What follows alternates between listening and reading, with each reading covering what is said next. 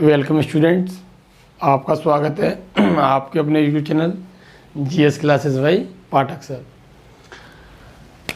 जैसे last video में पढ़ा था आपने कि कैसे संविधान सभा का चुनाव हुआ, कैसे संविधान सभा की सीटें थी, कैसे बैठकें चालू हुई, कैसे माउंटबेटन योजना आई। बाकी आप लास्ट वीडियो में आप पढ़ सकते हैं। फिर संविधान को स्वीकार किया गया, मूल संविधान क्या था सब पढ़ लिया। लेकिन संविधान को बनाने के लिए कुछ समितियां थी। समितियों में एक समिति हमारे संघ समिति, और संघ समिति के अध्यक्ष कौन थे? हमारे जवाहरलाल नेहरू। तो सिंपल सा क्वेश्चन आएगा, संघ समिति के अध्यक्ष कौन थे? जवाहरलाल नेहरू। मोस्ट इंपोर्टेंट है ये आपके लिए। संघ समिति के जो अध्यक्ष थे वो जवाहरलाल नेहरू थे। फिर प्रांतीय समिति के जो अध्यक्ष थे वो सरदार पटेल। तो पूरा नाम तो उनका सरदार वल्लभ भाई पटेल है। तो संघ समिति के जवाहरलाल नेहरू, प्रांतीय समिति के सरदार पटेल। झंडा समिति की जिम्मेदारी दी गई थी वो जेवी कृपलानी। तो झंडा समिति के जो अध्यक्ष थे वो जेवी कृपलानी थे। फिर संचालन समिति के अध्यक्ष राजेंद्र प्रसाद। कार्य एवं संचालन समिति के अध्यक्ष के मुंशी। तो दोनों में अंतर है। संचालन बोलेंगे तो राजेंद्र प्रसाद, कार्य एवं संचालन बोलेंगे तो के मुंशी। इसके अलावा एक समिति बड़ी थी इसमें, प्रारूप समिति। प्रारूप समिति को बोला जाता है मसौदा समिति। तो प्रारूप समिति जो है उसके जो अध्यक्ष थे डॉक्टर भीमराव अंबेडकर। और जो मौलिक अधिकार एवं अल्पसंख्यक जो समिति है उसके जो अध्यक्ष थे वो सरदार पटेल। तो मौलिक अधिकार एवं अल्पसंख्यक जो समिति उसके जो अध्यक्ष हैं सरदार वल्लभ भाई पटेल हैं। और ये क्वेश्चन एमपीपीएससी में आया था। फिर इसकी दो सहायक समितियां थी, या आप बोल सकते हैं उप समितियां। तो मौलिक अधिकार उप समिति के जो अध्यक्ष हैं वो जेवी कृपलानी हैं। अल्पसंख्यक उप समिति के जो अध्यक्ष हैं वो एचएस मुखर्जी हैं।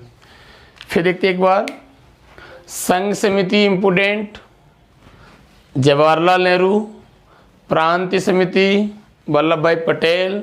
झंडा समिति जेवी कृपलानी। संचालन समिति राजेंद्र प्रसाद। कार्य एवं संचालन के मुंशी। प्रारूप समिति बी आर अम्बेडकर। और प्रारूप समिति डॉक्टर बी आर अम्बेडकर। मौलिक अधिकार एवं अल्पसंख्यक समिति जो थी वो उसके सरदार पटेल। मौलिक अधिकार उप समिति के अध्यक्ष जो थे वो जेवी कृपलानी। अल्पसंख्यक उप समिति के जो अध्यक्ष थे वो एचएस मुखर्जी। अब आगे देखते हैं, आगे क्यों देखते हैं तो एक समिति आती है हमारी प्रारूप।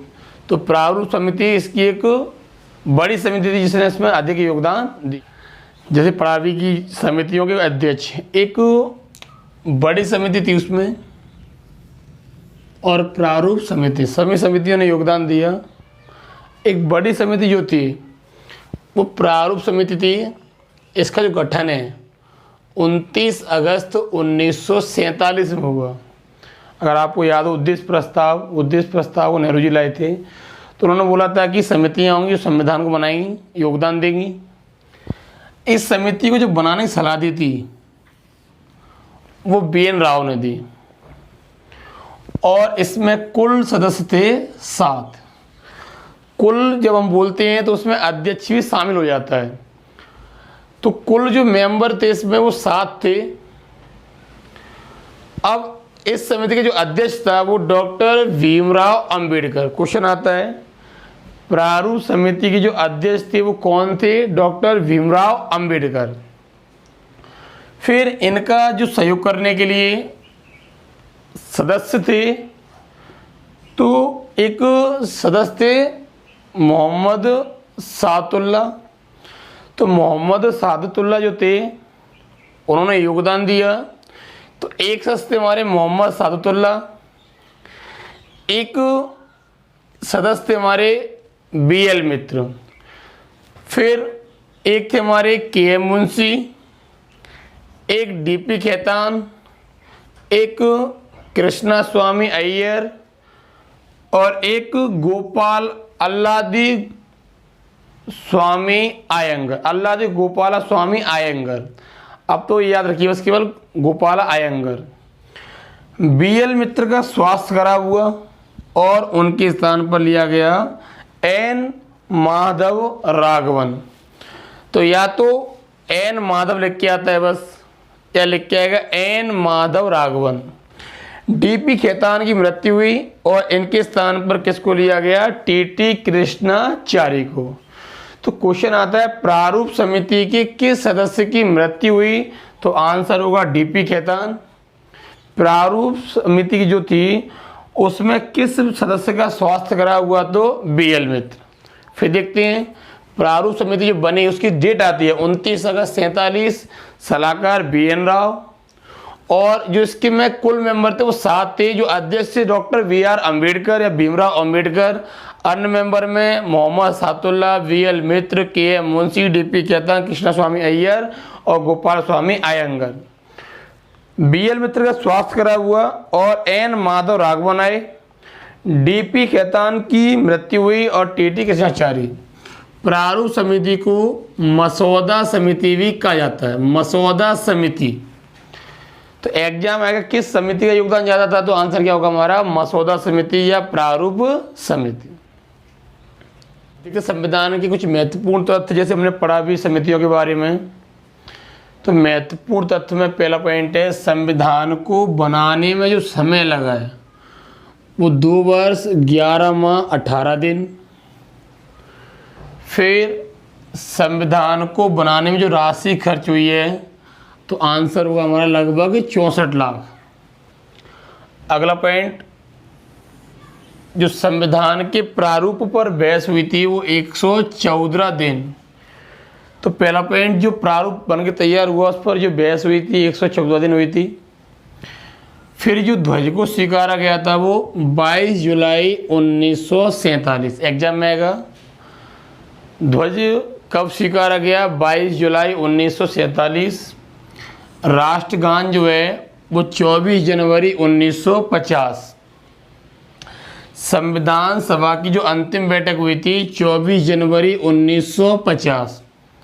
यानी पहली बैठक हुई थी 9 दिसंबर 1946 और अंतिम जो बैठक हुई थी 24 जनवरी 1950। इसके अलावा जो भारत है वो राष्ट्रमंडल का सदस्य कब बना हमारा? 1949। राष्ट्रमंडल एक संगठन है और उन देशों का संगठन है जो कभी ना कभी ब्रिटिश के अधीन रहे। तो भारत अपनी स्वेच्छा से सदस्य कब बना इसका? 1949। भारत स्वतंत्रता अधिनियम चौथे अधिवेशन में लाया गया था। जैसे पहला अधिवेशन हो गया, दूसरा अधिवेशन आपको याद हो बैठक चालू हुई थी हमारी 9 दिसंबर 46 से, फिर वो अधिवेशन चलते रहे हमारे। तो जब चौथा अधिवेशन हो रहा था संविधान सभा का तो उसी दौरान क्या लाया गया था? ब्रिटिश संसद में भारत स्वतंत्रता अधिनियम और भारत विभाजन अधिनियम लाया गया था 5वें अधिवेशन में। तो कुल मिलाकर देखें तो टोटल जो अधिवेशन है वो अधिवेशन हमारे हुए 12। एग्जाम में आता है संविधान सभा में कुल कितने अधिवेशन हुए? तो 12। ये इंपॉर्टेंट फैक्ट है, किसी न किसी एग्जाम में ये आते हैं। संविधान को बनने में जो लगा समय 2 वर्ष 11 माह 18 दिन। संविधान को बनाने के दौरान राशि जो खर्च हुई थी वो 64 लाख। फिर प्रारूप पर बहस हुई 114 दिन। ध्वज स्वीकारा गया 22 जुलाई 47। राष्ट्रगान स्वीकारा गया 24 जनवरी 50। संविधान सभा की जो अंतिम बैठक हुई 24 जनवरी 50 और भारत राष्ट्रमंडल में शामिल हुआ था 1949। भारत स्वतंत्रता अधिनियम चौथे अधिवेशन में लाया गया और भारत विभाजन अधिनियम 5वें अधिवेशन में लाया गया और कुल मिलाकर जो अधिवेशन हुए थे वो कितने हुए थे हमारे? 12। आगे देखते हैं कि भारतीय संविधान में किन किन स्रोतों को अपनाया गया है। हमने किस किस देश का अध्ययन किया संविधान का और किस देश से अभी चर्चा की थी समितियों पर, प्रारूप समिति, फिर महत्वपूर्ण पॉइंट थे कुछ हमारे। अभी देखते हैं जब हमने भारतीय संविधान को बनाया तो संविधान निर्माताओं ने किन किन देशों से क्या क्या महत्वपूर्ण तथ्य लिए हमारे, तो महत्वपूर्ण पार्ट लिए, भाग लिए। तो भारत के जो संविधान निर्माता थे उन्होंने लगभग 60 देशों के संविधान का अध्ययन किया, 60 देशों के संविधान का अध्ययन किया। अगला पॉइंट ये है कि किस देश से हमने क्या स्रोत लिया हुआ है। तो पहला पॉइंट देखते हैं अमेरिका। तो पहला पॉइंट जो अमेरिका है, अमेरिका से हमने क्या लिया है, राष्ट्रपति का पद। सबसे महत्वपूर्ण पॉइंट है, राष्ट्रपति देश का पहला नागरिक होता है, एग्जाम आता है ये पॉइंट। तो पहला पॉइंट तो ये अमेरिका जो है वहां से हमने क्या लिया, पहला पॉइंट राष्ट्रपति का पद। अगला वहीं से हमने क्या लिया है, उपराष्ट्रपति का पद। तो राष्ट्रपति का पद भी वहीं से लिया, उपराष्ट्रपति का पद भी वहीं से लिया। उपराष्ट्रपति भी देश का दूसरा नागरिक है। अगला पॉइंट, राष्ट्रपति पर जो महाभियोग लगता है वो महाभियोग भी हमने कहाँ से लिया हुआ है, वो भी हमने अमेरिका से ही लिया हुआ है। तो राष्ट्रपति पर जो महाभियोग है वो भी अमेरिका से लिया है। महाभियोग कुछ नहीं है, उसको हटाने के तरीके जो हैं वो कहलाते हैं महाभियोग। वहाँ से हमने क्या लिया, एक स्वतंत्र न्यायपालिका। तो न्यायपालिका हमारी स्वतंत्र है, वो अपने निर्णय अपनी स्वेच्छा अनुसार देती है। वहीं से हमने क्या लिए, मौलिक अधिकार। तो मौलिक अधिकार को हम बोलते हैं मूल अधिकार। तो मूल अधिकार भी हमने कहाँ से लिए, अमेरिका से। सुप्रीम कोर्ट में जो न्यायाधीश हैं उनकी नियुक्ति, उनको उठाने का तरीका, उनको जो संरक्षण दिया है पूरा, वो भी कहाँ से लिया हमने, अमेरिका से। तो अमेरिका से क्या लिया, राष्ट्रपति का पद, उपराष्ट्रपति का पद, राष्ट्रपति पर महाभियोग, मौलिक अधिकार, सुप्रीम कोर्ट में न्यायाधीशों की नियुक्ति, स्वतंत्र न्यायपालिका। अगला देखते हैं ब्रिटेन। ब्रिटेन से हमने क्या ली, एकल नागरिकता। एकल नागरिकता का अर्थ है, हम हमेशा ये बोलेंगे मैं भारत का नागरिक। तो आप भारत के नागरिक हो, ये कहलाती है हमारी एकल नागरिकता। अगला पॉइंट, राष्ट्रपति का, राष्ट्रपति में जो शक्तियां हैं वो शक्तियां कहाँ से ली, ब्रिटेन। तो 2 पॉइंट आते हैं, हमारे जो राष्ट्रपति है उसकी तुलना किससे होती है, तो या तो लिखा जाएगा ब्रिटेन की महारानी या सम्राट, और राष्ट्रपति का पद कहाँ से लिया है, तो अमेरिका से। तो पॉइंट याद रखिए, तुलना की जाएगी तो ब्रिटेन की महारानी या सम्राट से, और जो पद लिया है वो कहाँ से लिया है, अमेरिका से।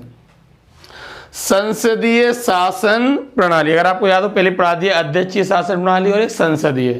संसदीय शासन प्रणाली जो है वो ब्रिटेन की देन है, ब्रिटेन से हमने इसको लिया हुआ है। फिर संसद की समितियां, संसदीय समितियां होती हैं, जैसे सीएजी, आपकी एक लोक लेखा कमेटी होती है जो सीएजी की रिपोर्ट की जांच करती है। तो जो लोक लेखा कमेटी है, प्राक्कलन है, उपक्रम है, ये संसद की क्या होती हैं, समितियां होती हैं। तो संसदीय समिति हमने कहाँ से ली हुई है, ब्रिटेन से। अब देखते हैं ऑस्ट्रेलिया। ऑस्ट्रेलिया से क्या लिया हमने, प्रस्तावना। तो प्रस्तावना कुछ नहीं है, जैसे एक इंडेक्स होता है बुक में, बुक में जो पहला पेज लिखा रहता है कि बुक के अंदर क्या क्या मिलेगा हमको भी, वो कहलाता है प्रस्तावना। वहीं से हमने क्या लिया है, समवर्ती सूची। समवर्ती सूची कुछ नहीं है, समवर्ती सूची एक ऐसी सूची है जिस पर नियम केंद्र और राज्य दोनों बना सकते हैं, और दोनों की मध्य मतभेद होने पर बात मानी जाती है केंद्र की। तो भारत में यही प्रावधान किया गया है। तो एक तो क्या लिया यहाँ से, प्रस्तावना, एक क्या लिया है, समवर्ती सूची, मोस्ट इंपोर्टेंट। अगला आयरलैंड। आयरलैंड से क्या लिया गया है, नीति निर्देशक तत्व। तो ये राज्य के कल्याण के लिए होते हैं। तो पहला पॉइंट आएगा, नीति निर्देशक किस देश से लिए हैं, तो आयरलैंड। ये भारतीय संविधान के भाग 4 में मिलेंगे आगे हमको।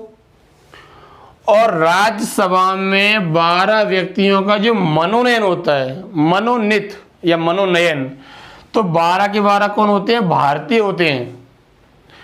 तो राज्यसभा में जो 12 व्यक्ति बैठेंगे इनकी नियुक्ति कौन करेगा, तो राष्ट्रपति।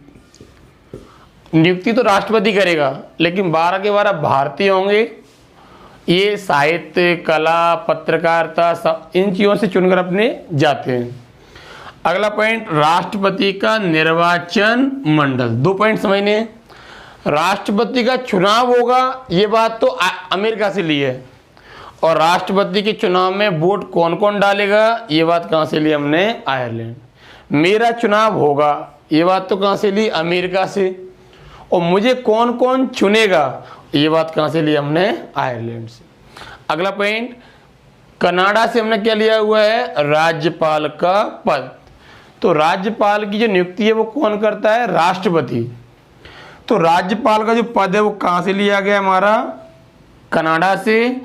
अवशिष्ट शक्तियाँ, ऐसे कोई विषय जिनका उल्लेख संविधान में नहीं हो पाया है वो कहलाती है हमारी अवशिष्ट शक्तियाँ। अवशिष्ट शक्तियाँ जब हम पढ़ते हैं तो ये हमारे आगे चल के हमने कहाँ से लिया हुआ, इस पर नियम केंद्र बनाती है। केंद्र राज्य संबंध भी हमने कहाँ से लिए, कनाडा से। केंद्र क्या क्या करेगा, राज्य क्या क्या करेगा, ये बात भी कहाँ से लिया हमने, कनाडा से। जापान से क्या लिया हमने, अनुच्छेद। जैसे आप बोलते हैं अनुच्छेद 1, अनुच्छेद 2, तो पहले धाराएं थी, तो फिर हमने अनुच्छेद शब्द कहाँ से लिया हमने, जापान। तो अनुच्छेद शब्द जापान की देन। जर्मनी से क्या लिया हमने, आपातकाल। तो हमारे पास 3 प्रकार की आपातकालीन शक्तियां हैं। तो आपातकाल जो देन है वो किसकी, हमारी जर्मनी। आपातकाल है, क्या क्या निर्णय लेना है, क्या क्या नहीं लेना है, कौन से मौलिक अधिकार जाएंगे, कौन से नहीं जाएंगे, तो ये सब विशेषताएं कहाँ दर्शाई जाती हैं, हमारी आपातकालीन शक्तियों। फ्रांस से हमने क्या लिया है, गणतंत्र। तो गणतंत्र पहले पढ़ा दिया आपको क्या होता है, और आपको कमेंट बॉक्स में लिखना भी है कि गणतंत्र क्या है, पहले पढ़ा दिया आपको फर्स्ट वीडियो में। तो जो गणतंत्र है वो किसकी देन है, हमारी फ्रांस। तो फ्रांस से हमने गणतंत्र लिया। अगला पॉइंट, रूस। रूस से क्या लिया हमने, मौलिक कर्तव्य। मूल संविधान में मौलिक कर्तव्य नहीं थे, 42वां संविधान संशोधन 1976 इन्हें जोड़ा गया। अगला पॉइंट, मौलिक जो कर्तव्य वो कहाँ से लिए, रूस। इन्हें मिक्स नहीं करना है, मौलिक अधिकार बोलेंगे तो अमेरिका और मौलिक कर्तव्य बोलेंगे रूस। कि लाइन से लगे हुए, मौलिक अधिकार भाग 3, मौलिक आपका नीति निर्देशक भाग 4 और मौलिक कर्तव्य भाग 4 का ए। अब ए शब्द आ गया, इसका अर्थ जोड़ा गया है। अगला पॉइंट रिपीट हो गया है, मौलिक कर्तव्य रूस से लिए। इसके अलावा हमारे भारतीय संविधान पर सबसे ज़्यादा प्रभाव अगर किसी भी एक्ट का पड़ा तो वो 1935 के अधिनियम का, लगभग 2/3 भाग हमने कहाँ से लिया है, 1935 के अधिनियम से। तो अगला पॉइंट ये आएगा, किस अधिनियम का प्रभाव सबसे ज़्यादा पड़ा, तो 1935 के अधिनियम का। 1935 के जो अधिनियम था वो सबसे बड़ा अधिनियम था। फिर देखते एक बात, फास्ट देखते पॉइंटों को।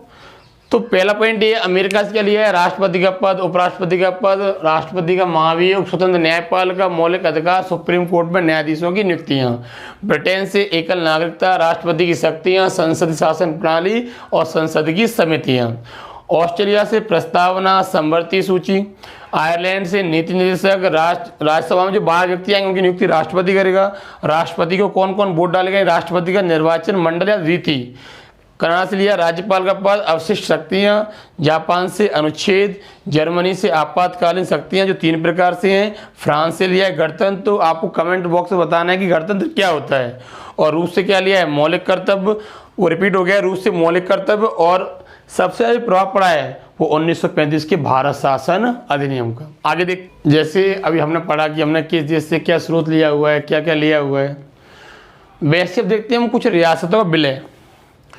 तो जो रियासतें थीं, ऑलमोस्ट सभी रियासतें वल्लभ भाई पटेल ने जोर देकर समझौते करके मिला ली, लेकिन कुछ रियासतें जो थीं वो भारत में आने को तैयार नहीं थीं, अपने आप को स्वतंत्र रखना चाहती थी। तो पहला पे देखते हैं कश्मीर रियासत। मैं आपको छोटी छोटी फनी कहानियाँ सुनाता जाऊँगा जिससे वो आपको याद हो जाए, उनको आप इससे जोड़ोगे नहीं, वो केवल एक फनी कहानी से मैंने खुद के लिए उनको तैयार किया था पढ़ने के लिए, तो आप लोगों को सहायता देगा वो। तो कश्मीर में क्या था, राजा हिंदू था हरि सिंह और प्रजा मुस्लिम थी। हरि सिंह चाहता था कि जो मुस्लिम प्रजा है उनको वही सब विशेषताएं मिलें जो भारतीय में रहने वाले हिंदुत्व को मिलेंगी। तो अगला पॉइंट ये है, कश्मीर में जो राजा वो हिंदू था, प्रजा मुस्लिम। एग्जाम में आएगा, कश्मीर का जो राजा हरि सिंह था वो कौन था, एक हिंदू और प्रजा थी मुस्लिम। तो विशेष राज्य का दर्जा देने के लिए कहा हमारा हरि सिंह ने, और जिम्मेदारी सभी रियासतों को लेने की वल्लभ भाई पटेल पर थी। तो नेहरू जी ने बोला कि कश्मीर मैं जाऊंगा लेने के लिए, कश्मीर की जो राजा है वो मेरी बात मान जाएंगे, मेरे रिलेटिव वहाँ पर रहते हैं। एक फ़नी कहानी है जिससे वो आपको याद हो जाए। तो नेहरू जी गए, वहाँ के लोगों ने भगा दिया उनको, जाइए कोई रिश्ता नहीं आपको यहाँ पर। तो लौट कर आ गए। इतने में पाकिस्तान के जो कबूले आए थे उन्होंने क्या किया, उन पर वहाँ से आक्रमण किया। हरि सिंह ने सहायता मांगी और फिर उन्हें विलय पत्र के द्वारा भारत में शामिल किया कश्मीर को, और उनके लिए एक आर्टिकल दिया गया था अलग से, आर्टिकल 370, और इसके तहत जम्मू कश्मीर को विशेष राज्य का दर्जा दिया था आर्टिकल 370 में। आज कश्मीर को बांट दिया 2 भागों में, उसको हम आगे पढ़ेंगे। जूनागढ़ सौराष्ट्र का एक क्षेत्र था जहाँ पर जो राजा था वो मुस्लिम था और जो प्रजा थी वो हिंदू थी। तो राजा उस क्षेत्र को पाकिस्तान वाले क्षेत्र में मिलाना चाहता था कि गुजरात वाला भाग लगा हुआ है, और जो प्रजा थी वो भारत में रहना चाहती थी। तो वल्लभ भाई पटेल से नेहरू जी ने कहा कि जूनागढ़ को मैं लेके आऊँगा। तो उन्होंने कहा आप शांत रहिए, आप कश्मीर लेने गए थे और वहाँ विवाद हुआ। तो जैसे ही वहाँ पर पहुँचे तो उन्होंने देखा कि यहाँ पर हिंदू क्षेत्र ज़्यादा है। तो उन्होंने कहा कि राजा से एक वोटिंग हो जाए। तो जनता का समर्थन लिया, तो जनता भारत में आने को तैयार हो गई। भारत में आने को तैयार हुई। तो आपको दिख रहा है विलय कैसे हो रहा है, जनमत संग्रह। एग्जाम में आता है किस रियासत को जनमत संग्रह से लिया गया, तो आंसर होगा हमारा जूनागढ़। अब ये वाला पार्ट देखिए, एक गुजरात वाला भाग है और ये लगा है पाकिस्तान से। तो जो प्रजा थी वो भारत में रहना चाहती थी और राजा था वो पाकिस्तान का समर्थन कर रहा था। इसीलिए जनता से पूछा गया और जनता में हिंदू लोग ज़्यादा थे, इसीलिए उसे मिलाया गया जनमत संग्रह।